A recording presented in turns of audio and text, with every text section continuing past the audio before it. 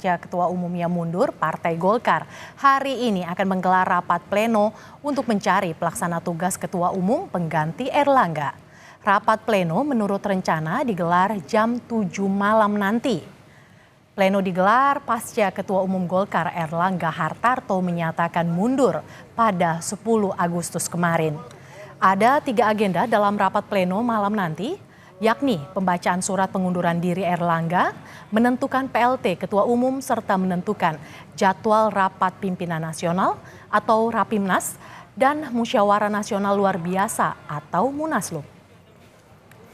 Kita bergabung dengan jurnalis Kompas TV, Asri Gunawan yang saat ini berada di kantor DPP Golkar.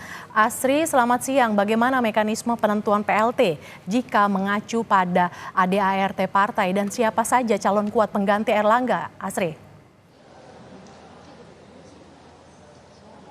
Yang mengacu pada ADART Partai Golkar, penentuan PLT atau pelaksana tugas Ketua Umum Partai Golkar ini ada beberapa syarat. Pertama, yang bisa menggantikan atau menjadi PLT Ketua Umum Partai Golkar ini merupakan Wakil Ketua Umum Partai Golkar. Syarat kedua, ini harus merupakan pengurus Partai Golkar selama 5 tahun. Ada syarat-syarat lain, salah satunya ini tidak pernah tersandung kasus hukum, kemudian juga memiliki prestasi, dan ada syarat-syarat lainnya yang kemudian ini menjadi ketentuan untuk bisa menjabat sebagai PLT Ketua Umum Partai Golkar.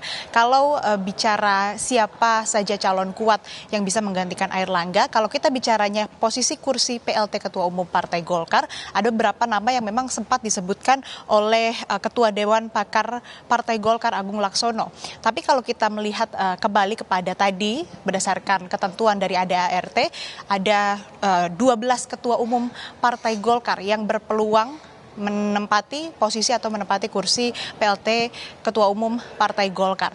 Tidak ada ketentuan dalam ADART wakil ketua umum bidang mana saja atau wakil ketua umum yang mana yang harus atau wajib menggantikan posisi ketua umum dan menjadi pelaksana tugas, tapi semuanya berpeluang. Dan kemudian nantinya pelaksana tugas Ketua Umum Partai Golkar ini akan ditentukan dalam rapat pleno nanti secara kolektif kolegial, atau yang mana nantinya para pemimpin yang terkait yang bertugas begitu kemudian melakukan musyawarah mufakat untuk menentukan siapa nanti yang akan ditunjuk menjadi PLT Ketua Umum. Tidak dilakukan voting begitu. Kalau kita lihat dari 12 nama wakil Ketua Umum Partai Golkar, ada beberapa nama yang tadi saya sebutkan ini sempat disebut oleh Ketua Dewan Pakar Golkar Agung Laksono yang memang ini berpotensi atau berpeluang besar dan berpeluang kuat untuk menempati kursi PLT Ketua Umum Partai Golkar. Di antaranya adalah Bambang Susatyo yang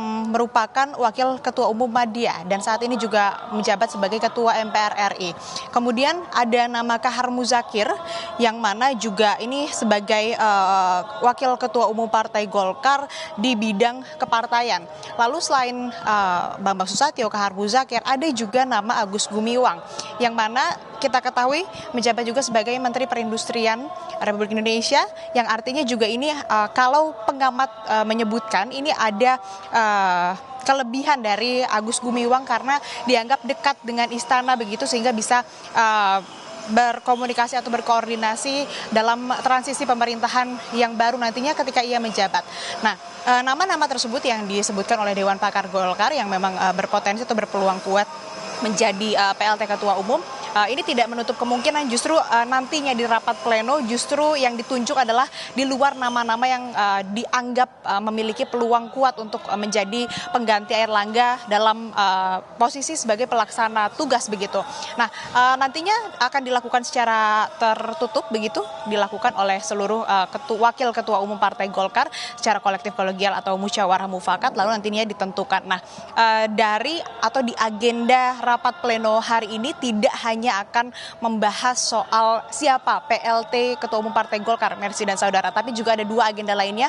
Agenda yang pertama ini akan membacakan surat pengunduran diri Ketua Umum Partai Golkar Erlangga Hartarto, sehingga nanti statusnya dapat dipastikan sudah tidak lagi menjabat sebagai ketua umum secara de jure dan juga de facto begitu. Kemudian agenda lain ini adalah penentuan jadwal Rapimnas dan juga penentuan jadwal Munaslup, di mana nantinya setelah ditentukan siapa pelaksana tugas ketua umum Partai Golkar, ia nanti akan mengemban tugas dan juga seluruh kewajiban dari ketua umum Partai Golkar untuk kemudian mengantarkan sampai ke Munaslup.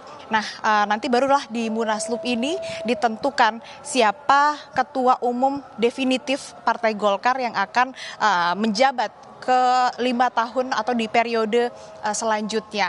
Ada nama Bahlil Lahadalia, Menteri Investasi dan Kepala BKPM, yang memang ini santer terdengar bisa menggantikan Airlangga Hartarto sebagai ketua umum definitif. Tapi kembali lagi ini memang masih, kalau saat ini prosesnya masih ke penentuan PLT ketua umum Partai Golkar, baru nantinya kalau sudah ditentukan di dalam sudah ada Munaslup, baru ditentukanlah ketua definitif Partai Golkar. Nah, Munaslup ini, Mercy dan Saudara, rencananya memang kalau dijadwalkan ini akan dan selalu dilaksanakan di akhir tahun di bulan Desember. Tapi mengingat dinamika politik yang terjadi, Mercy dan Saudara, saat ini kita lihat sudah semakin dekat dengan pendaftaran calon kepala daerah. Artinya juga ada mekanisme pencalonan pendaftaran yang harus dilakukan langsung oleh ketua umum. Artinya Partai Golkar membutuhkan ketua umum definitif. Sebetulnya bisa dilakukan oleh pelaksana tugas, namun memang kalau kondisinya darurat tidak menutup kemungkinan Munaslup Partai Golkar ini akan dilaksanakan lebih cepat, bahkan sebelum hari pencalon atau pendaftaran kepala daerah yang akan dilakukan